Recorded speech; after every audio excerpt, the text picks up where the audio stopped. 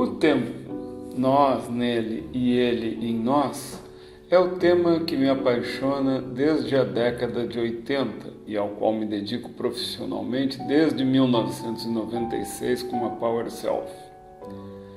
Tempo e Razão, 3 disciplinas da vida racional, é o título de meu segundo e melhor livro sobre o tema. Mas mesmo a versão eletrônica em PDF não pode ser encontrada em livrarias reais ou virtuais, somente no site da Power Self. A publicação eletrônica restrita e controlada me permite aprimorá-lo em versões e revisões sucessivas, que, ao passo que constituem um avanço contínuo, comprovam que ainda há muito a aprender sobre esse tema inesgotável e fundamental, ao mesmo tempo prático e profundo. O tempo é paradoxal. É algo que nunca se tem, mas sempre se perde. É efêmero e passa, mas permanece e dura. Estamos dentro dele, mas ele está dentro de nós. Sabemos medi-lo perfeitamente, mas não sabemos explicá-lo. O problema é que a palavra tempo é um caso clássico de conflação, que significa a fusão de significados distintos em um único termo, o que gera confusão. Vamos ver alguns desses significados, mas comecemos com um desafio. Sem olhar no relógio, estime que horas são agora. Depois, confira no seu relógio ou no seu celular. Quem acertou a hora ou errou por menos de 3 minutos pode dizer que tem uma boa noção do tempo. Podemos ter uma boa noção das horas, mas horas, minutos, segundos, dias e anos são formas de medir o tempo. Mas o que eles medem? O que é tempo? Como você responderia? O filósofo, aliás, ao invés de perguntar as horas, indaga o que é tempo, como fez Santo Agostinho por volta do ano 400 da era cristã. No livro Confissões, ele inicia um capítulo indagando: o que é tempo? Certamente o entendemos quando falamos nele. O que é então tempo? E ele completa singelamente: se não me perguntam, eu sei. Mas se desejo explicá-lo a alguém, simplesmente eu não sei. Provavelmente você sentiu a mesma coisa. Mas ele não ficou só nisso. Antes, Aristóteles já postulara que tempo é movimento, algo objetivo que existe fora da mente. Agostinho mostrou que o tempo também existe dentro de nossa mente como atenção. Hoje, a filosofia diz que o tempo existe objetivamente como movimento, intersubjetivamente como convenção e subjetivamente como atenção ou disciplina. Para o universo, tempo é movimento. Para a humanidade, o tempo é uma convenção que sincroniza a vida em comum, incluindo o trabalho nas organizações. Para o indivíduo, tempo é atenção e hábito. O tempo-movimento é objetivo. Está fora da mente, acontece mesmo sem ser percebido. Tudo está em movimento no universo. Não percebemos o tempo diretamente, mas sim o movimento, o deslocamento no espaço-tempo. Aristóteles já dizia: o tempo não existe sem mudança. O tempo é a medida do movimento com vistas a um antes e um depois. Uma coisa é perceber e sentir o movimento. Outra coisa é pensar o espaço-tempo geométrico, a ideia matemática de 4 dimensões inventada pelos gregos. Retas infinitas e ortogonais, invólucros de tudo o que acontece. O tempo se torna, assim, um ente abstrato, uma dimensão. Mas Einstein provou que este tempo objetivo que mede o movimento é relativo, pois varia com o próprio movimento que mede. O relógio gira mais devagar quando se desloca mais rápido. O tempo dimensão absoluta, portanto, não existe. É apenas um artifício da compreensão.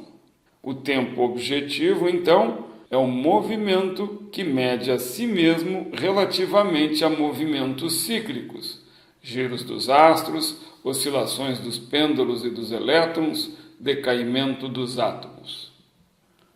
Muita gente confunde a relatividade do movimento demonstrada por Einstein com a relatividade óbvia de outra noção de tempo, elaborada originalmente por Santo Agostinho. Trata-se do tempo subjetivo que existe dentro da nossa mente na forma de atenção. O passado existe? Já não existe mais como movimento, mas existe dentro de nós como atenção à memória, seja na forma de lembrança, seja na forma de conhecimento que liga efeitos presentes a causas passadas. E o futuro existe? O futuro ainda não existe como movimento, mas existe na nossa mente como expectativa. Então, qual tempo existe objetivamente? E você dirá, o presente, o agora. Mas agora quando? Este instante, responderá você. Mas qual instante?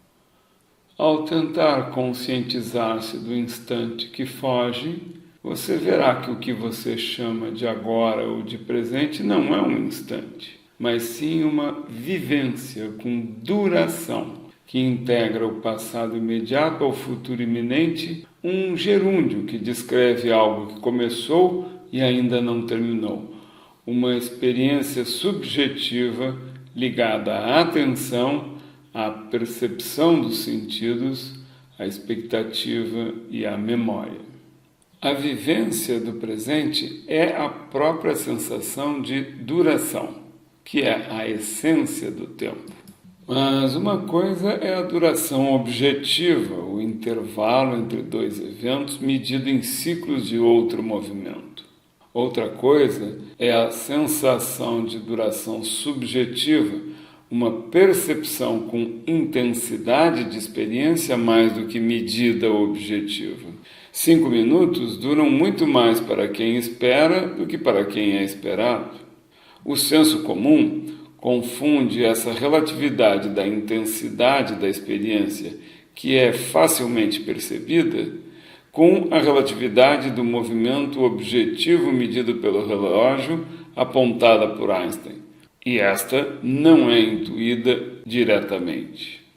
O tempo medido objetivamente também é um tempo social, convencional, que serve muito mais para disciplinar a conduta coletiva do que para marcar durações relativas. Relógios e calendários não apenas registram a passagem do tempo cronológico, mas principalmente servem para marcar e anunciar as coisas que fazemos com outras pessoas. Eventos de sincronização da vida em comum. Na antiguidade, a vida e os relógios de sol eram locais. A disciplina do trabalho na terra era regida pelos seus ciclos naturais de dias e noites e estações. Só com a invenção do trem no século XIX surge a necessidade de homogeneizar a medida do tempo entre cidades e a pontualidade passa a ser uma virtude. O tempo medido, que rege a vida em comum, deixou de ser regido pelos astros e passou a ser regido por mecanismos. O tempo natural se tornou um artifício. A pontualidade na Revolução Industrial amarrou a humanidade aos horários dos trens e das fábricas. Na era da informação, a humanidade está sincronizada segundo a segundo num ritmo cada vez mais acelerado. Jean-Louis Servan Schreiber colocou isso lindamente. Sem perceber, o homem civilizado como Gulliver em Lilliput encontra-se preso por milhões de tênues fios. Isolados, mal são percebidos. Juntos, privam-no da sua liberdade. Esta dualidade do tempo medido, entre o tempo que escoa sem parar e os eventos que marcam a vida em comum, já era ilustrada na Grécia Homérica pelos mitos dos deuses Cronos e Kairos. Cronos era o pai de todos os deuses, mas tinha o mau hábito de devorar seus filhos. Cronos representa o tempo quantitativo que passa, contado em horas, dias, anos. Nascemos nele e somos devorados por ele. Kairos era um deus jovem, com asas nos pés e 2 lâminas nas mãos, uma delas equilibrando uma balança. Além disso, tinha um longo topete na testa e a nuca completamente careca. Kairos representa o tempo qualitativo da oportunidade. Acontecimentos bons ou maus, daí a balança, que marcam a vida e o tempo em antes e depois, por isso a lâmina. Perdas acidentais são certas, ganhos requerem ação. A oportunidade passa rápido, as asas nos pés de Kairos. Se não é aproveitada, se perde. Não se pode agarrar Kairos pela careca. Mas oportunidade também se cria. Planejar ou prevenir significa pegar Kairos pelo topete. Kairos também significa momento certo ou propício para agir de maneira a alterar o destino. Kairos não é contado em unidades de tempo, mas em eventos significativos que ficam na memória de forma descontínua. Para valorizar o tempo, muitos dizem que tempo é dinheiro. Eu digo que tempo é vida, e vida é muito mais do que dinheiro. Dizer que tempo é dinheiro é pensar no tempo como trabalho, e que vida é outra coisa que se faz no fim de semana ou nas férias, e que vai se viver mesmo depois da aposentadoria. Uma loucura. O tempo do trabalho seria dever e responsabilidade num tempo comum, e o tempo da vida seria prazer e liberdade num tempo pessoal. Na sociedade de consumo, trabalha-se para ganhar dinheiro para poder consumir, como se a vida fosse consumo e o trabalho não fosse vida, e como se fora do trabalho não tivéssemos deveres e problemas a resolver. O tempo do mundo é um movimento. Os astros mais próximos regulam os ritmos periódicos dos seres vivos com seus movimentos circulares. Sentimos esse tempo com nossos relógios biológicos que determinam nossos hábitos mais básicos. Este é o tempo sentido da vida animal, circular, periódico, rítmico e contínuo. A humanidade, como valor, é a vida em comum, feita de cooperação no presente, compromissos para o futuro e a comemoração do passado. A sincronização no presente e a marcação do futuro e do passado requerem relógios e calendários. Relógios que começaram naturais, seguindo o Sol, e se tornaram artifícios, que além de ritmos, medem intervalos e marcam prazos.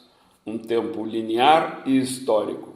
Esse é um tempo medido, marcado de forma convencional. Convenções também marcadas em nós na forma de hábitos de cooperação aprendidos. O que chamamos de nosso tempo é a nossa atenção, que podemos aprender a dirigir para ter algum controle. Atenção que, dirigida à memória, recria o passado, dirigida à expectativa, cria o futuro, e dirigida ao presente é percepção ou ação, voluntária ou não. Ação que também é movimento no tempo do mundo e fica marcada na história comum. Agradeço a atenção dedicada e espero que tenham gostado desse mergulho filosófico. Inscreva-se nos cursos e mentorias da Power Self para aprender a prática das 3 disciplinas da gestão do tempo que orientam 3 movimentos da atenção. A atenção ao presente é ajudada pelas técnicas e ferramentas da organização da informação e da ação. A atenção ao futuro é ajudada pelas técnicas e ferramentas de análise e priorização que constituem a prática do planejamento. A atenção ao passado é ajudada pelas técnicas e exercícios filosóficos e espirituais que constituem a prática da reflexão. A organização melhora o foco, reduzindo a distração e a protelação, e melhora a continuidade dos projetos, reduzindo o esquecimento e a ansiedade. O planejamento viabiliza a realização de metas e projetos de longo prazo, reduzindo a preocupação. A reflexão é a disciplina do conhecimento, que aumenta a sabedoria e o equilíbrio, reduzindo o preconceito e a ilusão. A reflexão embasa o planejamento, que orienta a organização. Muito obrigado, espero vocês numa próxima oportunidade.